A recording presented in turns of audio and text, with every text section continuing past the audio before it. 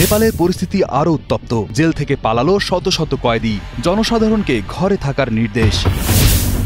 ইয়েমেনের রাজধানীতে বিমান হামলা চালিয়েছে ইসরায়েল। দুদিনের হামলায় প্রাণ হারিয়েছে বহু মানুষ। চীন তাইওয়ান উত্তেজনা ছড়িয়ে পড়েছে সাগরের তলদেশেও। সাবমেরিন কেবল রক্ষায় তৎপর তাইওয়ান কোস্টগার্ড। নেপালের ছাত্র জনতার তোপের মুখে যখন ক্ষমতাসীন নেতারা পালাতে ব্যস্ত ছিলেন, ঠিক তখন থেকেই দেশটির বিভিন্ন কারাগার ভেঙে পালিয়ে যায় শত শত কয়েদি। বিক্ষোভকারীরা এক পর্যায়ে কারাগারে প্রবেশ করলে সেখান থেকে ৭৭৩ জন কয়েদি পালিয়ে যায়। পরবর্তীতে নেপালের বিভিন্ন কারাগার থেকে পালিয়ে যাওয়া কয়েদিদের আটক করে নিজেদের হেফাজতে নিয়ে আসেন দেশটির সেনাবাহিনী। বার্তা সংস্থা রয়টার্সে প্রকাশিত ভিডিওতে দেখা যায় সেনাবাহিনীর সদস্যরা ধরা পড়া পলাতক কয়েদিদের কয়েকজনকে ঘিরে রেখেছেন। সেনারা বন্দীদের সাথে সমঝোতা করছেন এবং শান্তিপূর্ণভাবে একটি গাড়িতে করে নিজেদের হেফাজতে ফিরিয়ে নিয়ে যাচ্ছেন। নেপালি সেনাবাহিনীর মুখপাত্র রাজা রাম বসনেটের মতে, আন্দোলনের এক পর্যায়ে কয়েদিরা নিজেদের কারাগারে আগুন ধরিয়ে দেয়, কিন্তু পরবর্তীতে পরিস্থিতি নিয়ন্ত্রণে আনা হয়। আন্দোলন চলাকালীন সময়ে নেপালের পশ্চিমাঞ্চলীয় দুটি জেলায় দুটি কারাগার ভাঙার ঘটনা ঘটেছে। দেশটির কাস্কি জেলায় পুলিশ জানায়, দুপুরে জেনজি আন্দোলনকারীরা কারাগারে প্রবেশ করলে সেখান থেকে ৭৭৩ জন কয়েদি পালিয়ে যায়। অন্যদিকে দাং প্রদেশের তুলসীপুরে অবস্থিত কারাগার থেকে ১২৭ জন কয়েদি পালিয়ে গিয়েছে বলে নিশ্চিত করে স্থানীয় পুলিশ। দেশটির গণমাধ্যমে আরও কয়েকটি কারাগারে এ ধরনের কয়েদি পালানোর খবর প্রকাশিত হয়েছে, তবে সেগুলো এখনও আনুষ্ঠানিকভাবে নিশ্চিত করা হয়নি। কয়েদিদের এ ধরনের গণপলায়নের ঘটনা নেপালের সাম্প্রতিক রাজনৈতিক অস্থিরতারই একটি প্রতিচ্ছবি। গত সপ্তাহে নেপাল জুড়ে সামাজিক যোগাযোগ মাধ্যম নিষিদ্ধ করার সরকারি ঘোষণার পর থেকেই দেশ জুড়ে বিক্ষোভের সূত্রপাত হয়। সেই বিক্ষোভের জেরেই বিভিন্ন শহরে ব্যাপক সহিংসতা ছড়িয়ে পড়ে, যেখানে পুলিশের গুলিতে অন্তত ১৯ জন নিহত হন। যদিও তীব্র প্রতিবাদের মুখে সরকার সেই নিষেধাজ্ঞা তুলে নিতে বাধ্য হয়, কিন্তু তখন সহিংসতা ছড়িয়ে পড়ে দেশের প্রতিটি শহরে, প্রতিটি অঞ্চলে, যার জেরে শেষমেশ প্রধানমন্ত্রী সহ বেশ কয়েকজন উচ্চপদস্থ নেতা পদত্যাগ করতে বাধ্য হন। বিক্ষোভকারীরা শুধু সরকারি অফিসেই নয়, বরং ক্ষোভের বহিঃপ্রকাশ ঘটাতে কারাগার, সংসদ ভবনের মতো স্পর্শকাতর স্থানগুলোতেও প্রবেশ করে।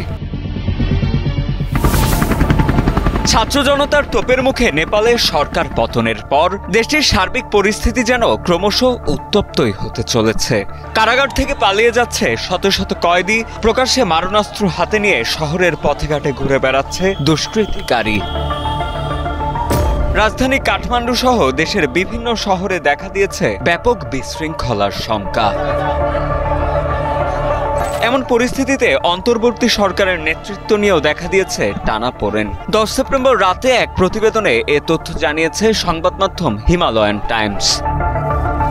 সংবাদ মাধ্যমটি বলছে, পরিস্থিতি নিয়ন্ত্রণে আনতে কাঠমান্ডুতে সাধারণ মানুষকে ঘরে থাকার নির্দেশ দিয়েছেন সেনা সদস্যরা।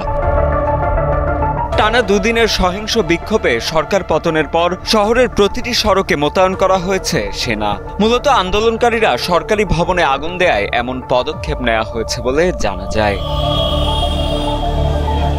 এদিকে 10 সেপ্টেম্বর নেপালের সেনা সদর দপ্তরে অন্তর্বর্তী নেতৃত্ব নিয়ে আলোচনা করেছে বিক্ষোভকারীদের প্রতিনিধি দল। তাদের মধ্যে কেউ কেউ জনপ্রিয় সাবেক প্রধান বিচারপতি সুশীলা কার্কিকে অন্তর্বর্তী সরকারের প্রধান হিসেবে প্রস্তাব করেছেন। 2016 থেকে 2017 সাল পর্যন্ত নেপালের সর্বোচ্চ আদালতের প্রধান বিচারপতি ছিলেন সুশীলা কার্কি। এ পদে দায়িত্ব নেওয়ার একমাত্র নারী তিনি এবং সে সময় থেকেই মূলত তিনি বেশ জনপ্রিয় ছিলেন। তবে সেনা সদর দপ্তরের বাইরে জড়ো হওয়া কিছু আন্দোলনকারী আবার তার প্রার্থিতার বিরোধিতাও করেছেন। আমরা পুরনো নেতাদের আর চাই না, বরং যারা এখন ভালো কাজ করছেন এবং দুর্নীতির সঙ্গে আপোষ করেননি সেসব নেতাদের চাই। কিন্তু পুরনো নেতা এবং পুরনো দলগুলো যেন এর সাথে যুক্ত না হয়, আমি এটাই চাই। এর আগে গত 8 সেপ্টেম্বর ফেসবুক, এক্স ও ইউটিউব সহ সামাজিক যোগাযোগ মাধ্যমে স্বল্পমেয়াদী নিষেধাজ্ঞা আরোপের পর বিক্ষোভে নামেন হাজারো তরুণ তরুণী। পুলিশ আন্দোলনকারীদের দমাতে গুলি চালালে পরিস্থিতি আরও উত্তপ্ত হয়ে ওঠে। এরপর ধীরে ধীরে ছাত্রদের সেই আন্দোলনে যোগ দেন সাধারণ জনতাও। পরদিন কারাগার ও সংসদ ভবনের মতো সরকারি স্থাপনাগুলোতে হামলার পর সহিংসতা ভয়াবহ রূপ নেয়।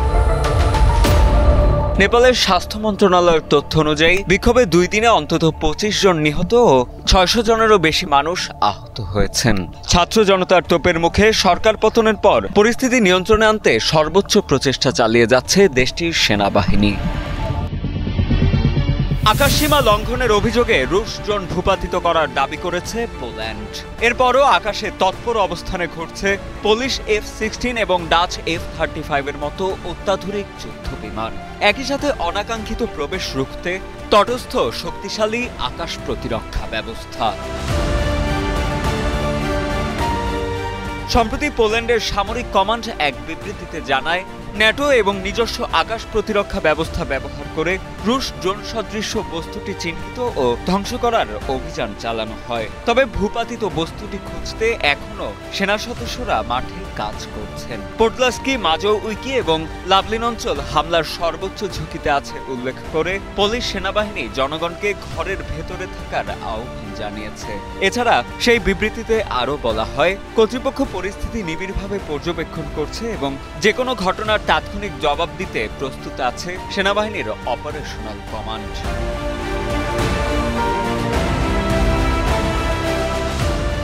এছাড়া রুশ ড্রোন ভূপাতিত করার বিষয়ে 10 সেপ্টেম্বর ইউক্রেনের প্রেসিডেন্ট ভলোদিমির জেলেনস্কি জানান, গভীর রাতে রাশিয়ার চালানো হামলায় অন্তত 8টি রুশ ড্রোন পোল্যান্ডের দিকে পাঠানো হয়েছিল।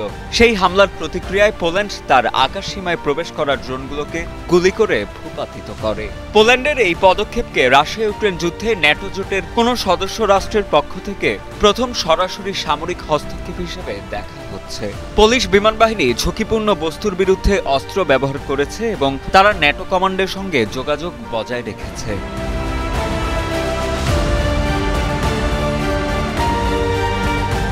এ ঘটনার পর পোল্যান্ডের চোপিন এয়ারপোর্ট সহ দেশের 4টি বিমানবন্দর বন্ধ করে দেওয়া হয়েছে বলে মার্কিন বিমান চলাচল কর্তৃপক্ষ জানালেও পোল্যান্ডের কোনো কর্মকর্তা এর সত্যতা নিশ্চিত করেননি। নিজেদের ড্রোন খোয়ানোর বিষয়ে তাৎক্ষণিকভাবে কোনো মন্তব্য করেনি রুশ প্রতিরক্ষা মন্ত্রণালয়। তবে মার্কিন ডেমোক্র্যাট সিনেটর ডিক ডারবিন সামাজিক যোগাযোগ মাধ্যমে লেখেন, ন্যাটোর সদস্য দেশের আকাশসীমা লঙ্ঘন করে রাশিয়া প্রমাণ করেছে যে পুতিন পোল্যান্ড এবং বাল্টিক দেশগুলোকে রক্ষার মার্কিন প্রতিশ্রুতি পরীক্ষা করছেন। অন্যদিকে রিপাবলিকান কংগ্রেসম্যান জো উইলসন এই ঘটনাকে যুদ্ধের ঘোষণা বলে অভিহিত করেছেন এবং প্রেসিডেন্ট ডোনাল্ড ট্রাম্পকে এমন নিষেধাজ্ঞা আরোপের আহ্বান জানিয়েছেন যা রাশিয়ার যুদ্ধ অর্থনীতিকে দুর্বল করবে। এর আগে 2022 সালে একটি ইউক্রেনীয় ক্ষেপণাস্ত্র পোল্যান্ডের দক্ষিণাঞ্চলে বিস্ফোরিত হয়ে 2 জন নিহত হওয়ার পর থেকে দেশটি আকাশসীমা নিয়ে উচ্চ সতর্কতা অবলম্বন করে আসছে। তবে এর আগে পুলিশ বা মিত্রবাহিনীর বিরুদ্ধে ড্রোন ভূপাতিত করার কোনো তথ্য পাওয়া যায়নি। এদিকে রাশিয়া ও বেলারুশের যৌথ সামরিক মহড়া জাপাদের পরিপ্রেক্ষিতে পোল্যান্ড বৃহস্পতিবার মধ্যরাত থেকে বেলারুশ সীমান্ত বন্ধের ঘোষণা দিয়েছে। একই কারণে লিথুয়ানিয়া ও বেলারুশ ও রাশিয়া সীমান্তে নিজেদের প্রতিরক্ষা ব্যবস্থা জোরদার করছে। ইয়েমেনকে যেন মৃত্যুপরীতে পরিণত করতে চাইছে ইসরায়েল। আবারও ইসরায়েলি হামলার শিকার ইয়েমেনের রাজধানী সানা। জমিনে ধ্বংসস্তূপ, জনমনে আতঙ্ক আর কালো ধোঁয়ায় আচ্ছন্ন সানার আকাশ। গত দুদিনে ইসরায়েলি বিমান হামলায় প্রাণ হারিয়েছেন বহু মানুষ, আহত হয়েছেন আরো কয়েক শত। কাতার ভিত্তিক সংবাদ মাধ্যম আল জাজিরার এক প্রতিবেদন বলছে, ইয়েমেনে চালানো ইসরায়েলি বাহিনীর সর্বশেষ বিমান হামলায় সানা ও আল জাউফ প্রদেশে অন্তত 35 জন নিহত হয়েছেন, আহত হয়েছেন আরও 131 জন। এছাড়া নিহতদের সংখ্যা আরও বাড়তে পারে বলেও আশঙ্কা করা হচ্ছে। ইয়েমেনের স্বাস্থ্য মন্ত্রণালয় জানিয়েছে, ইসরায়েলি হামলায় সানার আল তাহরির এলাকার আবাসিক ভবন, একটি চিকিৎসা কেন্দ্র এবং আল জাউফের আল হাজমের সরকারি কম্পাউন্ডের ব্যাপক ক্ষয়ক্ষতি হয়েছে। ধ্বংসস্তূপে এখনো বহু মানুষ আটকা পড়ে আছেন বলে আশঙ্কা করা হচ্ছে। হুথি নিয়ন্ত্রিত আল মাসিরা টিভি জানিয়েছে, ইসরায়েলি হামলায় সানার একটি মেডিকেল সেন্টার এবং আল হাজমের সরকারি কার্যালয়কে লক্ষ্যবস্তু করা হয়।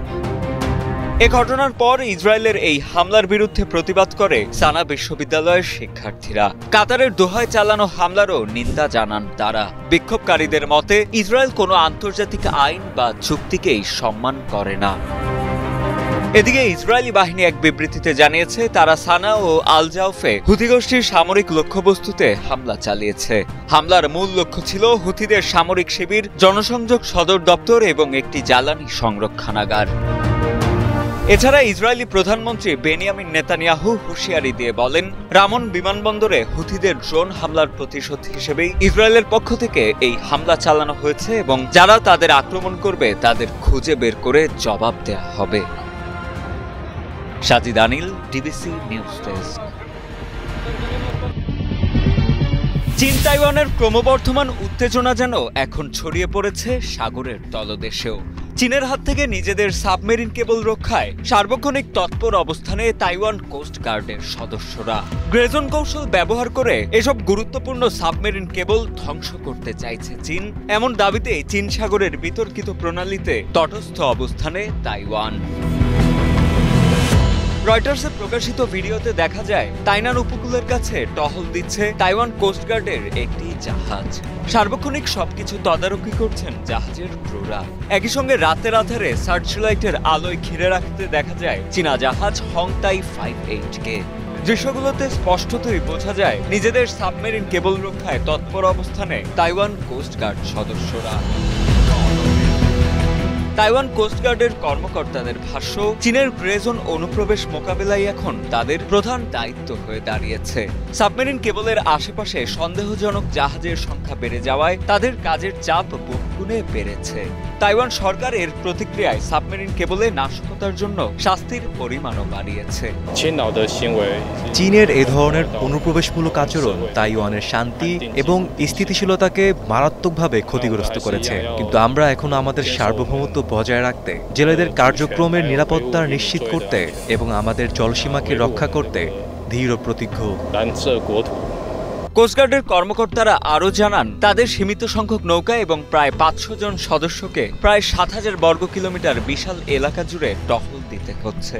তাদের দাবি, চীনের এসব ছোট এবং দুর্বল জাহাজগুলো আসলে ক্যানন ফডারের মতো কাজ করছে, অর্থাৎ খুব কম খরচে তারা তাইওয়ানের জাতীয় অবকাঠামোতে বড় ধরনের ক্ষতির চেষ্টা করছে। বিশ্লেষকদের মতে তাইওয়ানের সাবমেরিন কেবলের উপর হামলা বিশ্বজুড়ে একটি উদ্বেগের কারণ। বড় কোনো সংঘাত শুরু হলে এ ধরনের কেবলই প্রথম লক্ষ্যবস্তু হতে পারে বলে সতর্ক করেছেন তারা। তাইওয়ান এখন আন্তর্জাতিক সহযোগিতার মাধ্যমে এই ঝুঁকি মোকাবিলা করে চলেছে, যা তাদের জাতীয় নিরাপত্তা ও বিশ্ব যোগাযোগের ভবিষ্যৎকে এক কঠিন চ্যালেঞ্জের মুখে ফেলেছে। অন্যদিকে চীন বরাবরই তাইওয়ানকে তাদের নিজেদের অংশ বলে দাবি করে। এর ফলে তারা তাইওয়ান প্রণালীকে আন্তর্জাতিক জলপথ হিসেবে দেখতে নারাজ এবং এর ওপর নিজেদের সার্বভৌমত্ব প্রতিষ্ঠা করতে চায় দেশটি।